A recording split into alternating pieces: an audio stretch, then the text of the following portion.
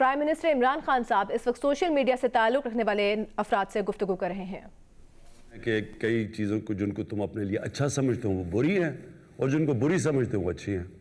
سو یہ بیسکلی آپ کی چوائسز ہوتی ہیں. تو یہ نیشن بھی غلط چوائسز کر لیتی ہے. جس طرح مولانا رومی نے ایک دفعہ کہا نا کہ قوم مرتی, کسی نے پوچھا کیسے قوم مرتی ہے, تو انہوں نے کہا جب ایک قوم اچھے اور برے کی تمیز ختم کرتی ہے وہ ڈکلائن کر جاتی ہے. مورل کولیپس پہلے ہوتا ہے پھر اکنامک کولیپس ہوتا ہے. تو یہ جو آج آپ کے ساتھ ملک آپ سے آگے ہیں, آپ کبھی وہاں کی مورالٹی اسٹڈی کریں, ان کی مورالٹی بھی اوپر ہے, اچھے برے کی تمیز زیادہ ہے. منرلز بھی ہوں گے, وسائل بھی ہوں گے, پیسہ بھی ہوگا, سب کچھ ہوگا, تیل پہ بیٹھے ہوں گے, لیکن غربت ہوگی کیونکہ ان کی آپ جب دیکھیں گے مورالٹی نیچے ہے. آپ ساری خوشحال ملک دیکھ لیں, ایک ماڈل آتا ہے کہ the cleanest governments, the least corrupt governments. دوسری طرف ماڈل آتا ہے کہ the cleanest governments, the least corrupt governments. دوسری طرف ماڈل ہوتا ہے the most corrupt governments. جو دیکھیں گے least corrupt ملک ہیں وہ سب سے خوشحال ہیں, اور جو سب سے کرپٹ ملک ہیں وہ سب سے نیچے ہیں, غربت سب سے زیادہ ہے. سو یہ کنیکشن ہے مورالٹی کا. اب ایک کلاسک کیس ہے, میرا انٹرویو کر رہا تھا تو میرے سے پوچھتا ہے کہ خواجہ آصف نے, اس نے تو جی صرف 22 کروڑ کی کرپشن کی تھی, اس کو جیل میں کیوں ڈال دیا. اب یہ ریفلیکٹ کرتا ہے کہ جب ایک قوم کی مورالٹی ڈکلائن کر جاتی ہے. جو میڈیا ہے وہ پروٹیکٹ کرتا ہے. میڈیا کا سب سے بڑا کام کیا ہوتا ہے, اس کو واچ ٹاک کہتے ہیں میڈیا کو. وہ ایک ملک کی مورل سٹینڈرڈز, ایک ملک کی رول آف لا, وہ سب چیز کو ڈیفینڈ کرتا ہے. یا میڈیا وہ میرے سے پوچھ رہے کہ جی صرف 22 کروڑ کی کرپشن عام آدمی نے نہیں کی.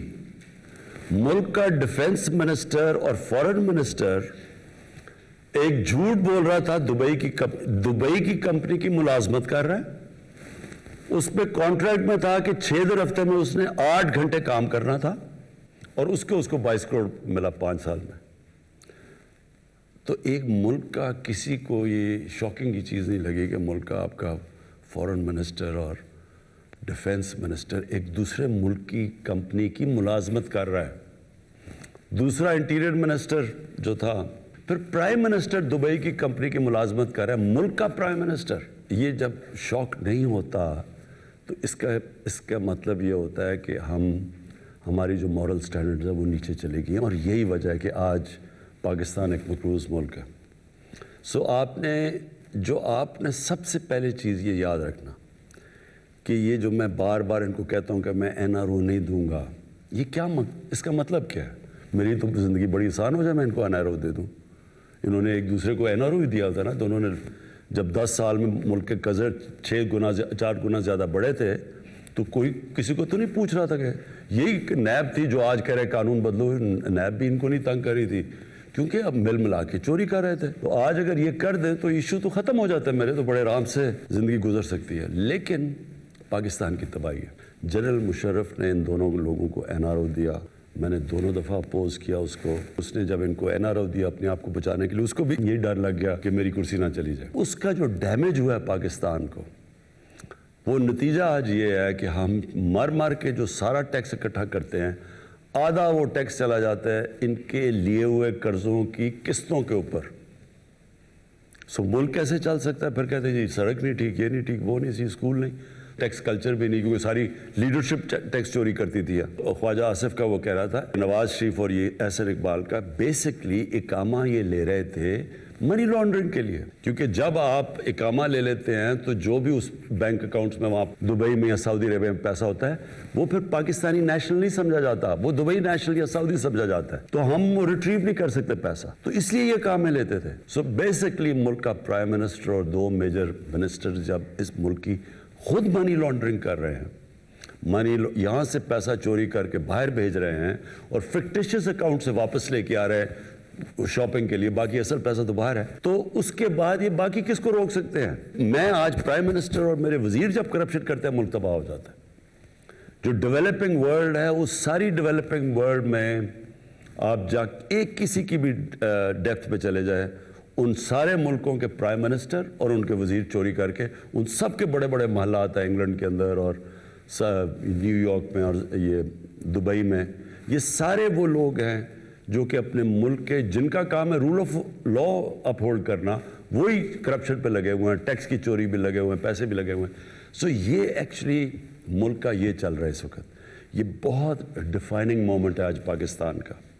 ساری گیم یہ چل رہی ہے کہ کیا ہم گھٹنے ٹیکتے ہیں ان سارے مافیا کے سامنے, یا ہم سٹینڈ لے لیتے ہیں, اور یا یہ تھریٹن کریں گے, بلیک میل کریں گے, ملک کو گرا دیں گے.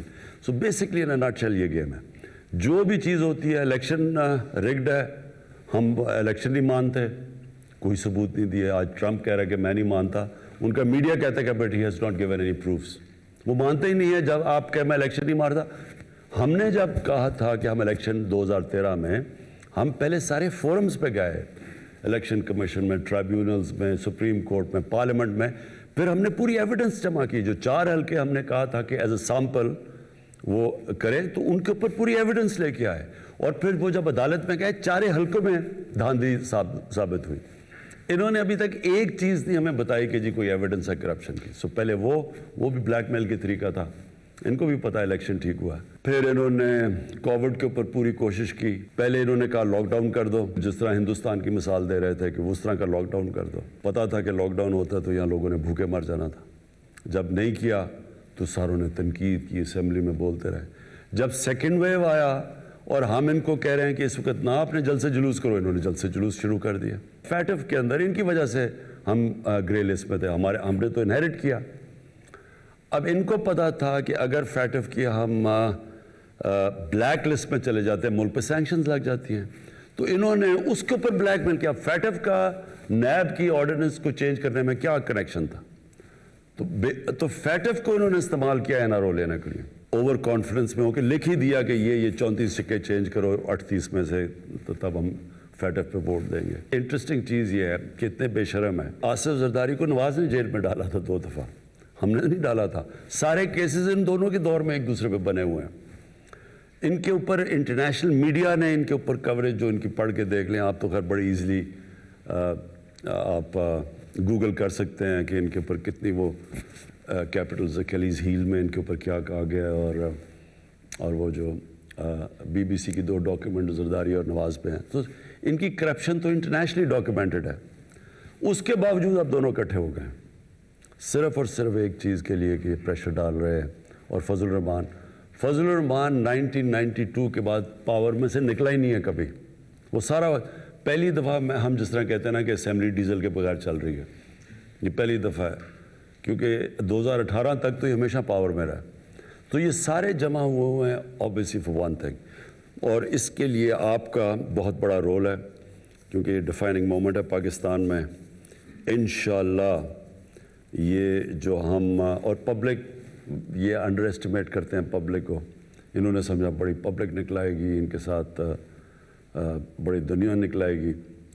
تو دنیا تو نکلتی ہے حکمرانوں کی کرپشن کے خلاف. ساری عرب سپرنگ جو ہوئی تھی, پلیز یہ یاد رکھیں 10 سال پہلے, وہ ان ریپرزینٹیو گورنمنٹس کی کرپشن کے اوپر لوگ نکلے تھے. Thank you for having this session with us. It's a real pleasure to be here with such a group of people to have an interactive and informal session. You mentioned a number of challenges that Pakistan is facing. One of the challenges that Pakistan has been facing for many years has been unrest in Balochistan. Recently, there was the killing of the Hazara Shia, which has happened several times before. I think that it would be very interesting to hear you speak about the historical roots of the issue in Balochistan and what the government can do to improve the lives of Balochis in the future, and also to change the perception of Balochistan both nationally and internationally, because there are many different narratives about Balochistan, both in Pakistan and outside of Pakistan. And it's a very complex issue.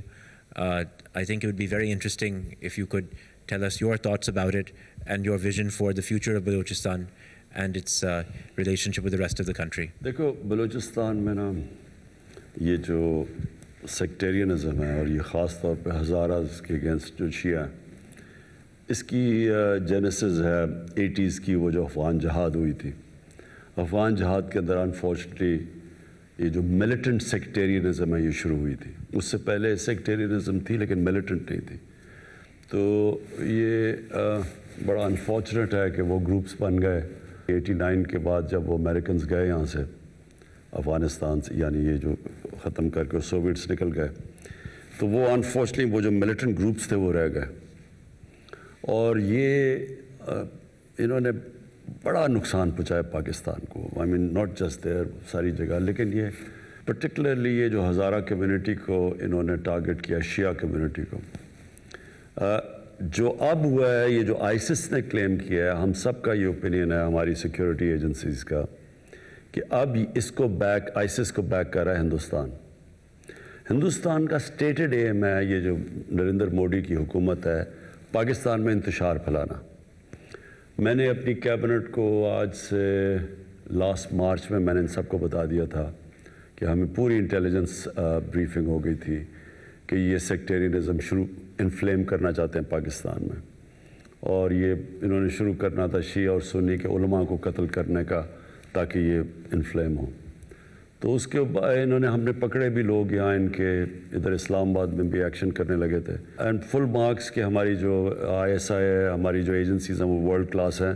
انہوں نے بہت، کیونکہ ہمیں پہلے سے پتہ چل گیا تھا تو ہم بڑے پری ایمپٹ کیا، لیکن انفارچونیٹلی بڑا مشکل تھا. یہ انہوں نے ٹارگٹ کیا، ریموٹ ایریاز ہیں، اسپاس پاپولیشن ہے، وہاں ایریاز کو کور کرنا مشکل ہے، تو انہوں نے یہ ٹارگٹ کیا بڑا سلیکٹ کر کے، اور اس کے معاف کر گئی ہے آئیسس کے ساتھ. جو یہ سیکٹیرین ٹائپ گروپس تھے، یہ اس کے ساتھ معاف کر چکے ہیں آئیسس کے ساتھ. ایک چیز سمجھ آئے، بلوچستان میں ہماری فیڈرل گورنمنٹس نے توجہ نہیں دی.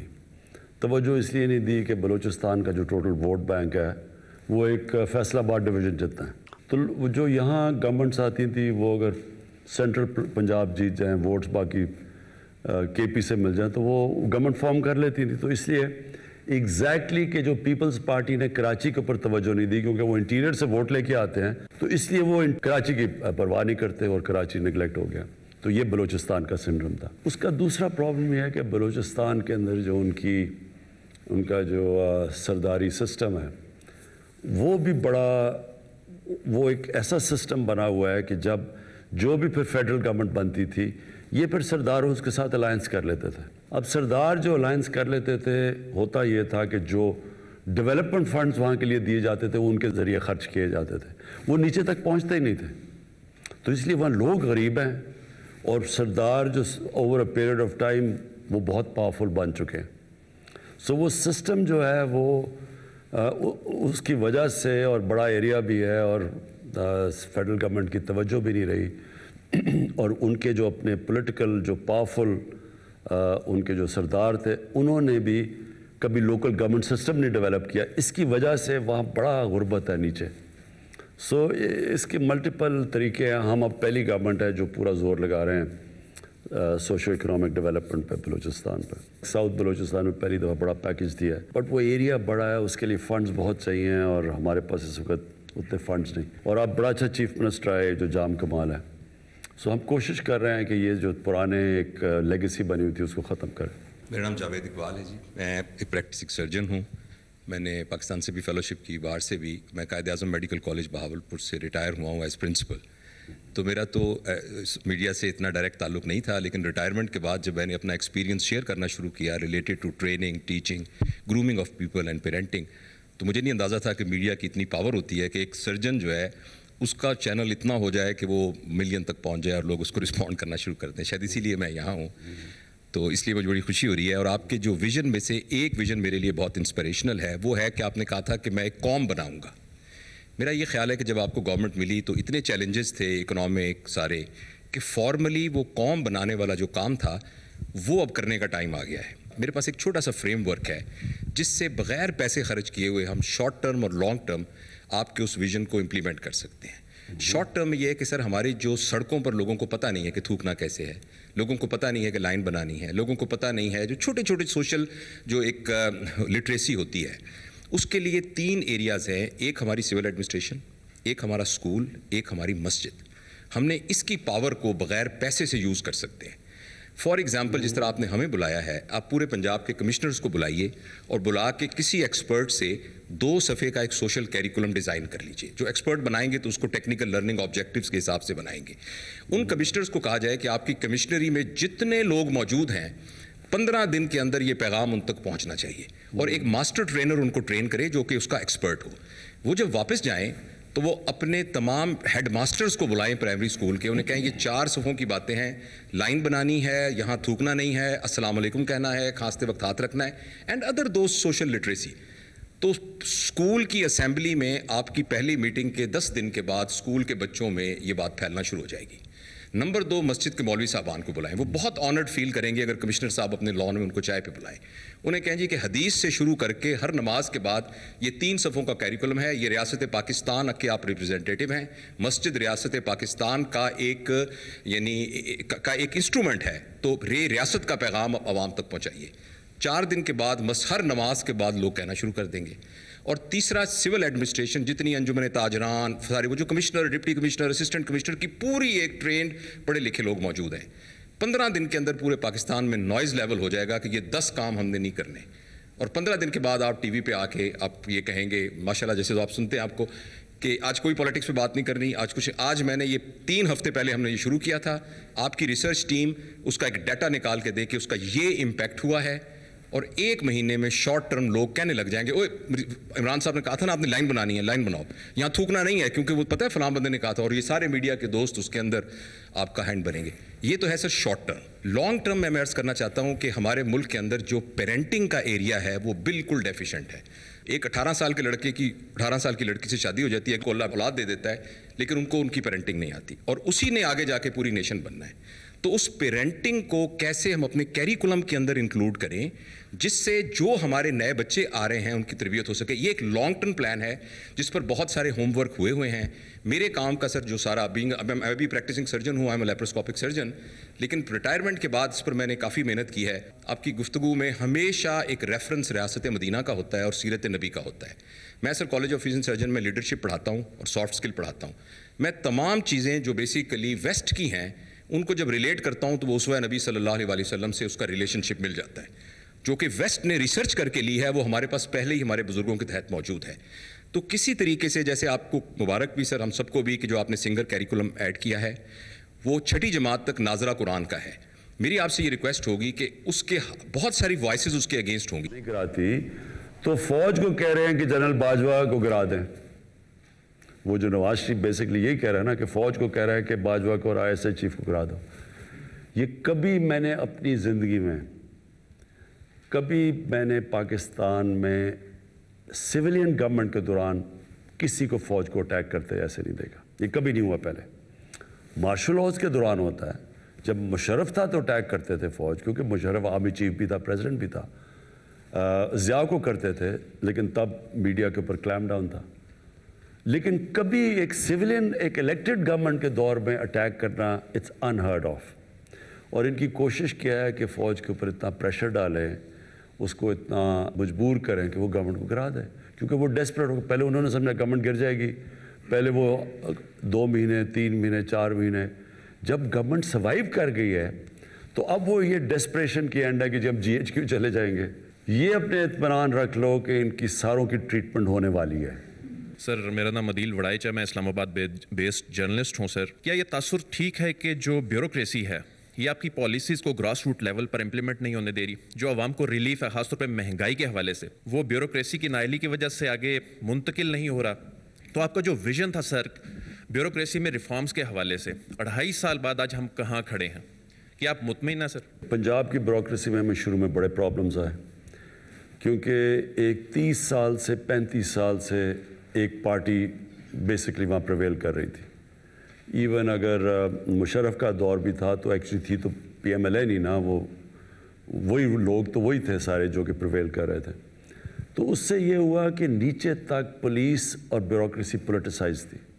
हम जब KP के अंदर जब हमारी गवर्नमेंट आई तो हालांकि ANP सिर्फ 5 साल से पावर में थी, लेकिन उसके बावजूद 2 साल लगे ब्यूरोक्रेसी को रिस्पॉन्ड करने में हमारे साथ, क्योंकि शुरू में हमें भी प्रॉब्लम्स आए उनके साथ, क्योंकि उनकी पेनिट्रेशन एफिलिएशन हो जाती है ना ब्यूरोक्रेट्स की, ऊपर प्रमोशंस आ जाती है पॉलिटिकल बेसिस पे, वो फिर उनकी लॉयल्टीज चेंज हो जाती है।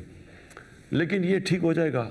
ये थोड़ा हमें प्रॉब्लम्स हैं और आई हमें, जब ब्यूरोक्रेसी से आप इंटरेक्शन होता है तो आपको पता चलता है कि किसकी क्या क्वालिटी है। तो इसलिए फ्रीक्वेंट चेंजेस भी होते हैं। मुझे कहते हैं जी इसको चेंज कर दिया, उसको चेंज कर, चेंज तो जब तक हमें ऑप्टिमम परफॉर्मेंस नहीं मिलेगी चेंजेस तो होते रहेंगे, लेकिन मुझे ज़्यादा कॉन्फिडेंस है जो अब ख़ास तौर पर पंजाब की ब्यूरोक्रेसी ठीक चल रही है और रिफॉर्म्स बहुत लेके आ रहे हैं, हम लेके भी आए हैं। छोटी छोटी रिफॉर्म्स आती रहती हैं कि कैसे हम इसको जो ब्यूरोक्रेटिक स्ट्रक्चर है इसके अब इंक्रीजिंगली स्पेशलाइजेशन के ऊपर इनको जाना चाहिए। दुनिया में ब्यूरोक्रेसी स्पेशलाइज कर रही है, हमारे अभी जर्नलिस्ट हैं, अब मसलन आईटी का सब्जेक्ट है, इसके लिए आम ब्यूरोक्रेट नहीं उसको संभाल सकता, इसके लिए स्पेशलिस्ट चाहिए। उसी तरह और भी एरियाज़ हैं, एग्रीकल्चर है, उसमें भी हमारे पास जो टेक्नोलॉजी इतनी आ गई है एग्रीकल्चर में, हमारे पास वो क्वालिटी नहीं है लोगों की, तो वो हम जा रहे हैं उस तरफ रिफॉर्म्स पे। जी मखदूम शहाबुद्दीन सहाफ़ी हूँ एक, और आजकल वज़ीर-ए-आज़म इमरान खान सोशल मीडिया से ताल्लुक़ रखने वाले अफराद से गुफ्तगू कर रहे थे, उनकी जानिब से जो सवालात किए जा रहे थे उनका जवाब दे रहे थे।